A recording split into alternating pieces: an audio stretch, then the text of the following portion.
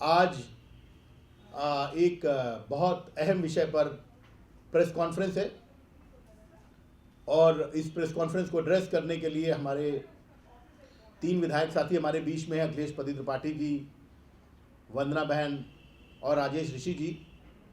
तीनों इस जो एक आम आदमी जिसको नोटबंदी की चोट लगी है, ख़ास तौर से पूर्वांचल से आने वाले लोग, जिनमें से करीब 4 लाख लोग बताया जाता है कि दिल्ली से उनको वापस जाना पड़ा है भूखे पेट, क्योंकि दिल्ली में उनकी रोजी रोटी छिन गई है।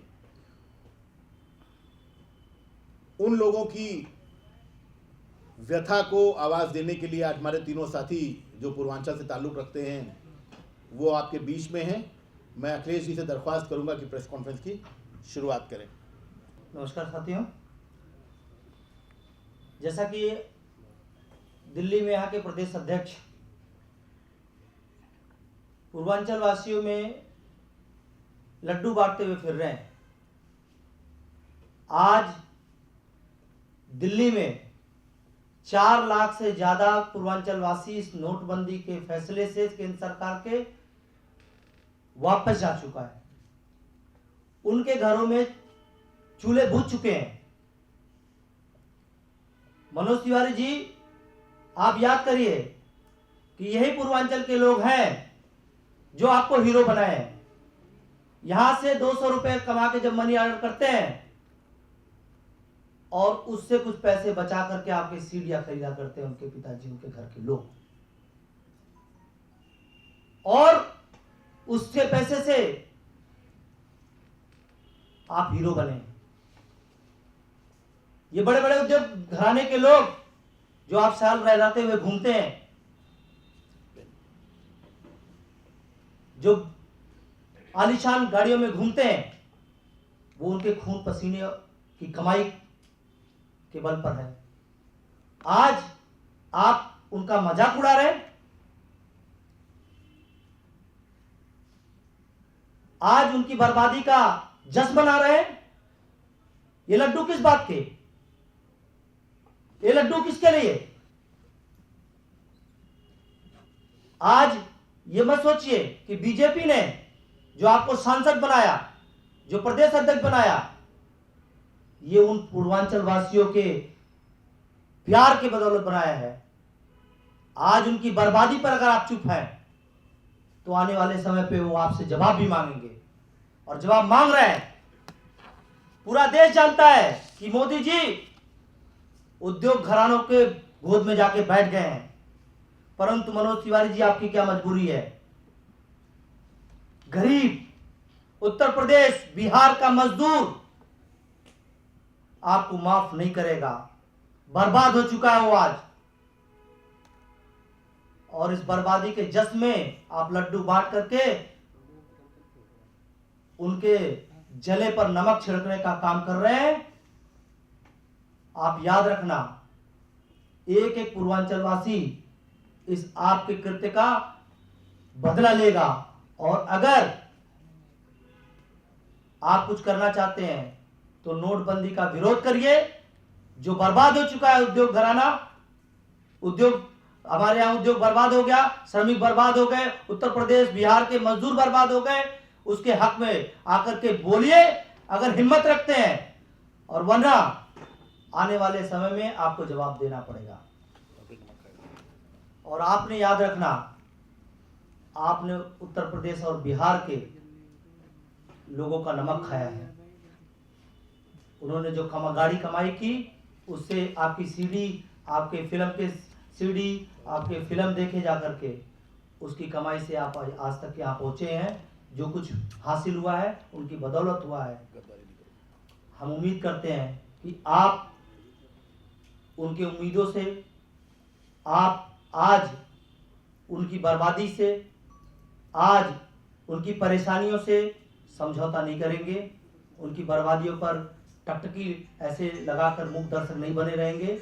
लड्डू बांटना बंद करके उनके बारे में सोचेंगे, और मुझे लगता है कि उन्हें माफी मांगनी चाहिए पूर्वांचल वासियों से। इस पर मैं दरख्वास्त करूंगा वंदना बहन से, उनके कुछ सवाल है मनोज तिवारी जी से। भारतीय जनता पार्टी के प्रदेश अध्यक्ष थे, तो मैं वंदना जी से दरख्वास्त करूँगा कि वो आए और एड्रेस करें। साथियों नमस्कार। लड्डू बांटना हम सबके हमारे देश में एक खुशी का प्रतीक है। शायद मनोज तिवारी जी वही खुशी मना रहे हैं नोटबंदी से। आज नोटबंदी को लेके पूरी दुनिया में, पूरे देश में, पूरी दिल्ली में हाहाकार मच रहा है। खासकर पूर्वांचल वासियों को, जो कम से कम 4 लाख लोग आनंद विहार मेट्रो स्टेशन से लेके, आनंद विहार स्टेशन से लेके, रेलवे स्टेशन से लेके लोग पलायन कर रहे हैं दिल्ली से। लोग यहाँ से जा रहे हैं। हम सब प्रतिनिधि को लोग चुनते हैं कुछ उम्मीद से, जो हमारी कोई बात संसद में, सदन में बाहर रखी जाएगी। और आज पूरा पूर्वांचल वासी मनोज तिवारी जी के अध्यक्ष बनने से उनसे उम्मीद कर रहा है, जो वो उनकी बातों को पुरजोर तरीके से सदन में रखेंगे और चर्चा करेंगे, और नोटबंदी से जो पूर्वांचल वासियों का और जो हमारे साथियों का नुकसान हो रहा है उस पर चर्चा करेंगे। आज आप सबके माध्यम से मैं 10 सवाल मनोज तिवारी जी से पूछना चाहती हूँ, जो दिल्ली के प्रदेश अध्यक्ष हैं। प्रदेश अध्यक्ष भी शायद आज बनाया गया है तो सिर्फ पूर्वांचल वासियों की प्रेम और श्रद्धा का नतीजा है जो आज वो दिल्ली के अध्यक्ष बने हैं। मैं 10 सवाल। नोटबंदी की मार से दिल्ली के बाजार, मंडियों सब सुनी हो गई है, व्यापार चौपट कर दिया। क्या इस खुशी में बीजेपी लड्डू बांट रही है? शादियां, इलाज तो रुके ही हैं, अब रोटी का इंतजाम भी मुश्किल होने लगा है। क्या इस खुशी में लड्डू बांट रही है बीजेपी? नोटबंदी के नाम पर हुए इस 8 लाख करोड़ के घोटाले में मोदी जी के अमीर दोस्त और अमीर हो गए, बीजेपी के दलाल दोस्त ऐश कर रहे हैं। क्या इस खुशी में बीजेपी लड्डू बांट रही है? नोटबंदी के बाद सिर्फ बीजेपी से जुड़े लोगों के पास बड़ी मात्रा इन नए पुराने नोट बरामद हुए। क्या इस खुशी में बीजेपी लड्डू बांट रही है? नोटबंदी के नाम पर हुए इस 8 लाख करोड़ के घोटाले में बीजेपी ने अपना काला धन सफेद कर लिया। क्या इस खुशी में भाजपा लड्डू बांट रही है? मैं राजेश ऋषि जी से दरख्वास्त करूंगा कि वो भी अपने सवाल मनोज तिवारी से पूछेंगे। नमस्कार दोस्तों, कल मैंने जब टीवी पे देखा कि मनोज तिवारी जी लड्डू बांट रहे हैं, लाइनें लगी हुई हैं, लोग 8-8 घंटे से लाइनों में खड़े हैं, आप उनके जले पे नमक छिड़क रहे हैं। लोग लड्डू खा खा के उनमें गालियां दे रहे थे। आप क्या दिखाना चाहते थे?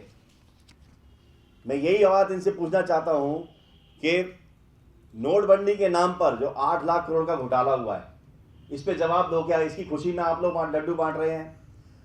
नोटबंदी से जुड़े मोदी जी के सारे दावे फेल हो गए।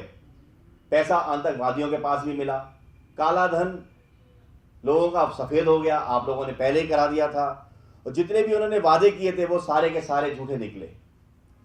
मनोज तिवारी जी से मैं ये भी जानना चाहता हूं कि पूर्वांचल के सभी वासी जो यहाँ पर रह रहे थे और दिल्ली के विकास में योगदान कर रहे थे, उनका आपने भद्दा मजाक उड़ाया है। वो बेचारे मेहनत करके अपनी रोजी रोटी अपनी कमा रहे थे। मैं जिस क्षेत्र में रहता हूं, मेरे यहाँ 5000 फैक्ट्रियां हैं, लगभग आधी से ज्यादा फैक्ट्रियां बंद हो चुकी हैं। दिल्ली के अंदर रोजगार खत्म हो रहे हैं। इसका जवाब दें, क्या इन रोजगार को बंद कराने के लिए आप लड्डू बांट रहे हैं? वो गरीब आदमी जो बेचारा मर रहा है, जिसके पास पैसा नहीं है, लाइनों में खड़ा है, क्या उनके जख्मों में नमक डालने के लिए आप लड्डू बांट रहे हैं? मैं आपसे एक चीज और पूछना चाहता हूं। पाकिस्तान के आतंकवादियों का साथ देने का आरोप जिस डेला कंपनी पे लगा, जो नोट छापने वाली कंपनी है, उसको आपने नोट छापने के लिए ठेका दे दिया। क्या आपके देश के अंदर नोट नहीं छप सकते थे?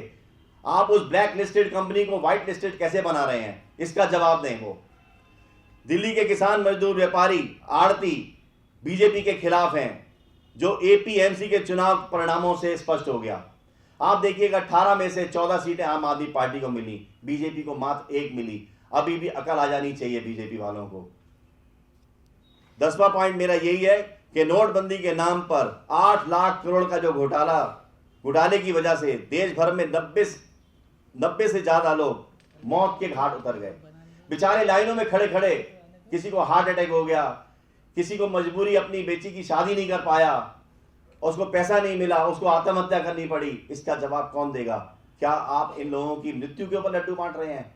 मैं यही पूछना चाहता हूं मनोज तिवारी जी, आपको पूर्वांचल वासियों के कारण ही आज अध्यक्ष बनाया गया है और आप इन्हीं लोगों का मजाक उड़ा रहे हैं।